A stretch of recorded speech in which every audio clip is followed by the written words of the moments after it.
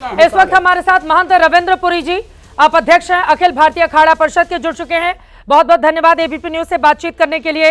इसका पटाक्षेप तो हो नहीं रहा है, विवाद बढ़ता जा रहा है, वो माफी मांगने पर अड़े हुए हैं, आप लोग अपने तेवर तरेर कर बैठे हुए हैं। क्या सनातन धर्म को दोनों मिलकर नुकसान नहीं पहुंचा रहे हैं रविंद्र पुरी जी? बहुत बहुत आशीर्वाद, साधुवाद एबीपी न्यूज को। देखिए, अभी आप चर्चा कर रहे थे कि जो बच्चों पे जो मार पिटाई हुई है वो अच्छी बात नहीं है। उनकी जो शिखा है, शिखा पकड़ के पीटा गया था, उसका हमने विरोध किया है और हमने मेला प्रशासन से मांग की है कि जो भी वो वहां पे वो सिपाही थे, हवलदार थे, जो भी व्यक्ति थे जिन्होंने ये मार पिटाई की है, शिखा पकड़ के बच्चों को खींचा है, जो हमारे सनातन के प्रतीक है, उनको मारा है, उनको पीटा है, उनको बख्शा नहीं जाएगा, उनको सस्पेंड किया जाएगा। ये हमारी वार्ता हो चुकी है और हमारी कमिश्नर मैडम है, उनसे भी हमारी बात हो चुकी है। और रही बात अब हमारे आपस में जो विवाद है, मैं समझता हूँ ये उचित नहीं है, क्योंकि देखिए हमारे शंकराचार्य जी महाराज भी बहुत ही अच्छे विद्वान संत हैं और कुछ लोग ऐसे हैं, जैसे हमारे मुख्यमंत्री जी ने कहा है, कुछ कालनेमी हमें बीच में लड़ाना चाहते हैं, हमें उनसे बचना चाहिए था। परंतु हमारा पूरा प्रयास है, हम महाराज श्री को मनाए, हमने मनाने का प्रयास भी किया था, लेकिन महाराज श्री जो है वो संतों से कम मिलते हैं। समस्या हमारी ये हो रही है, जब मैंने कहा महाराज हम जितने भी संत महात्मा आपसे मिलना चाहते हैं, उन्होंने कहा नहीं, हम पॉलिटिकल पार्टियों से मिलेंगे। और आपने देखा होगा पूरी पॉलिटिकल पार्टियां वहां ही है, तो संत क्या करेंगे? सबसे बड़ी दिक्कत यही हो रही है। महाराज श्री जो है अपने महंत रविंद्र पुरी जी, आप गए थे मिलने के लिए उनसे और आप उनको, महंत रविंद्र पुरी जी, आप बताइए कि आप लोग अभी मुक्तेश्वरानंद को शंकराचार्य मानते हैं या आपको भी लगता है कि वो फर्जी व्यक्ति हैं? नहीं, देखिए अभी ये फर्जी वाली बात नहीं, वो संत है, श्रेष्ठ संत है। देखिए अभी शंकराचार्य वाला डिस्प्यूट को छोड़िए अभी आप, अभी ये है कि वो एक संत है, बहुत अच्छे संत है, श्रेष्ठ संत है, और शंकराचार्य का डिस्प्यूट तो कोर्ट में था, वो बात सही है। लेकिन अभी ये समझ जब सब शंकराचार्य के रहे तो ठीक है। अभी मेन जो मकसद हमारा है कि महाराज श्री का मौन व्रत कैसे तोड़ा जाए, हम सबका यही प्रयास है। आप प्रशासन उनको नोटिस पे नोटिस पकड़ा रहा है, वो पूछ रहा है शंकराचार्य हैं या नहीं है, बताइए। और आप एक ये कह रहे हैं इस विवाद पर बात ही नहीं करना चाहिए। अभी आप इधर वालों की तरफ है, उधर वालों की तरफ है? महंत रविंद्र पुरी जी, मैं थोड़ा कंफ्यूज हो रही हूँ। नहीं, हमारे इधर भी सन्यासी, वहां भी सन्यासी कहते माता च पार्वती देवी पिता देवो महेश्वरा बांधवा शिवभक्त च स्वदेशे भवन्त्रयम्। हम सब जो शंकर के उपासक, हरि के उपासक, हरि को भजने वाले, हमारे मुख्यमंत्री भी संत है। लेकिन शंकराचार्य महाराज जी ने जो है मुख्यमंत्री पे जो अपशब्दों का प्रयोग किया वो बिल्कुल उचित नहीं था। इसलिए मुख्यमंत्री जी को ऐसी भद्दी गालियां देना उचित है क्या? मैं ये कहना चाहूंगा कि आप शंकराचार्य, आपको अपने पद की गरिमा रखनी चाहिए।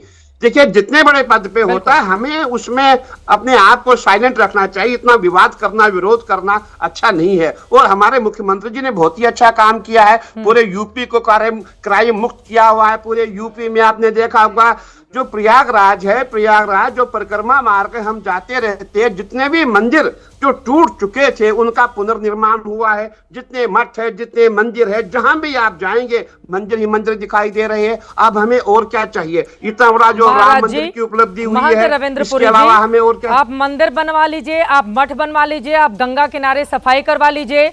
अगर वहां पर कोई शंकराचार्य, जिसको अभी सुप्रीम कोर्ट ने नहीं कहा है कि वो शंकराचार्य हैं कि नहीं है, तब तक वो शंकराचार्य माने जाएंगे। अगर वो व्यक्ति मौन धारण करता है, अगर वो व्यक्ति उदासी ओढ़ता है, अगर वो व्यक्ति दो खास मौकों पर, बसंत पंचमी और मौनी अमावस्या पर स्नान नहीं कर पाता है, तो ये शर्मिंदगी की बात होती है। रविंद्र पुरी जी, आप लोग क्यों नहीं जाकर मना लेते हैं? अभी तक तो शंकराचार्य है ना, कोर्ट का फैसला आ जाएगा, उसके बाद नहीं रहेंगे अगर कोर्ट उनके खिलाफ करता है तो। लेकिन जब तक फैसला नहीं आता है तब तक वो शंकराचार्य हैं और प्रशासन पूछ रहा है कि आप अपनी हैसियत बताइए, शंकराचार्य हैं कि नहीं है? मैं आपको कहना चाहूंगा, ये जो शाही स्नान की चर्चा आप चला रहे हैं, माघ महीने में शाही स्नान नहीं होता है। जो माघ का मेला है इसमें शाही स्नान नहीं होता है। अर्धकुंभ और कुंभ में शाही स्नान होता है। और मैं कहना चाहूंगा, जब हम शाही स्नान करते, हमारे मेरे जितने भी सन्यासी गुरु मूर्ति वहां चैनल पे बैठे हुए, इनको आप पूछो कि जब हम शाही स्नान करने जाते हैं, हमें 200 मीटर दूर रुकाया जाता है।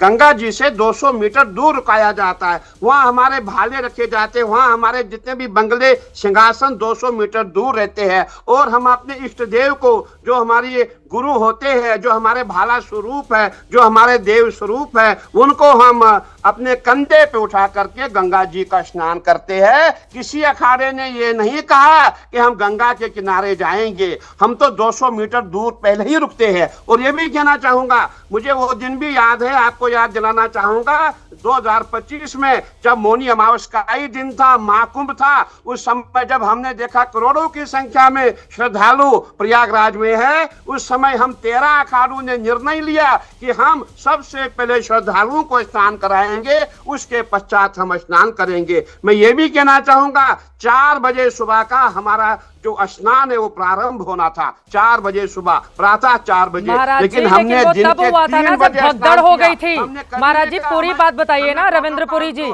मैं खुद वहीं पर थी। आप ये बताइए कि भगदड़ हो गई थी और उसके बाद जो अव्यवस्था बनी थी, उसके बाद आप लोगों ने निर्णय लिया था कि अभी अखाड़े बाद में स्नान करने के लिए जाएंगे। आप ऐसे बोलेंगे तब तो लगेगा अखाड़ों ने कितना बड़ा त्याग कर दिया।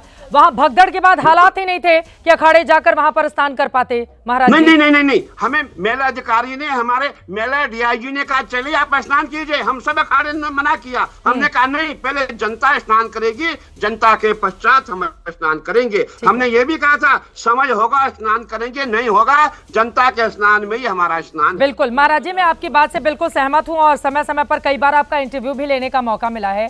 अब जरा बताइए शंकराचार्य को मनाने के लिए, क्योंकि देखिए जब भी कोई व्यक्ति इस तरह के पद पर बैठता है, उसकी एक पदवी होती है, उसके भीतर एक स्वाभिमान होता है और उस स्वाभिमान को एड्रेस करना ये सरकार का या किसी का भी काम होता है, जो भी उनके शिष्य हों, जितने भी लोग हों। अगर वो रूठ कर बैठे हुए हैं, मान लीजिए वो रूठ कर बैठे हुए हैं, ये सही बात है, उन्होंने मुख्यमंत्री के लिए जिस तरह के अपशब्दों का इस्तेमाल किया वो पूरी तरह से गलत है। इधर से भी कालनेमी बता दिया गया, तो अब तो मामला बराबरी का हो चुका है। अब बताइए उन्हें मनाने के लिए क्या किया जा रहा है रविंद्रपुरी जी? देखिए, जहां आप योगी जी की बात करें, योगी जी ने कालनेमी शंकराचार्य जी को नहीं कहा है। आपको मैं कैसे बार-बार पता? ये बयान दे रहा हूं कि आप इसको गलत लहजे में मत ले जाइए। योगी जी ने ये कहा है जो उनके साथ है वो कालनेमी है, जो पार्टियां उनको सपोर्ट कर रही है वो कालनेमी है। अभी मुकेशानंद तो खुद को ही मानकर बैठे हुए हैं और उन्होंने भी कह दिया है, उन्होंने भी पलटवार कर दिया महाराज जी इस बात को लेकर। मैंने शंकराचार्य को कालनेमी नहीं कहा है, जो उनके साथ है, जो सनातन का विभाजन करना चाहते हैं, जो सनातन को तोड़ना चाहते हैं, वो कालनेमी है। अच्छा, एक आखिरी सवाल बता दीजिए, क्या आप उनसे निवेदन करेंगे कि अगर उनको स्नान नहीं करना है, भाई अब कोई मनाने तो जा नहीं रहा है प्रशासन की ओर से, तो अब वो छोड़ दे संगम तट, वापस चले आए? रविंद्रपुरी जी बिल्कुल हमारा पूरा प्रयास है। हमारा श्री को नमन करते, प्रणाम करते, वहां जाएंगे, उनको मनाएंगे, पूरा हमारा प्रयास है। पूरे हमारे लोग लगे हुए कि महाराज को वहां से उठा करके मान सम्मान के साथ अपने शिविर में बिठाएं और उनको स्नान हम कराएं। देखिए समस्या कहाँ खड़ी होती है। अगर कल योगी जी इनको मनाने जाएंगे, कल मैं भी बोलूंगा मुझे भी मनाओ, परसों आप बोल रहे थे मुझे भी मनाओ, तो सरकार कब तक मनाती रहेगी, हमें ये भी देखना चाहिए। इसीलिए हमें थोड़ा सा संयम रखना चाहिए, मैं यही कहना चाहूंगा। बहुत धन्यवाद आपका एबीपी न्यूज से जुड़ने के लिए। संयम दोनों तरफ से रखना चाहिए, तभी मुझे लगता है कि मामले का पटाक्षेप हो पाएगा।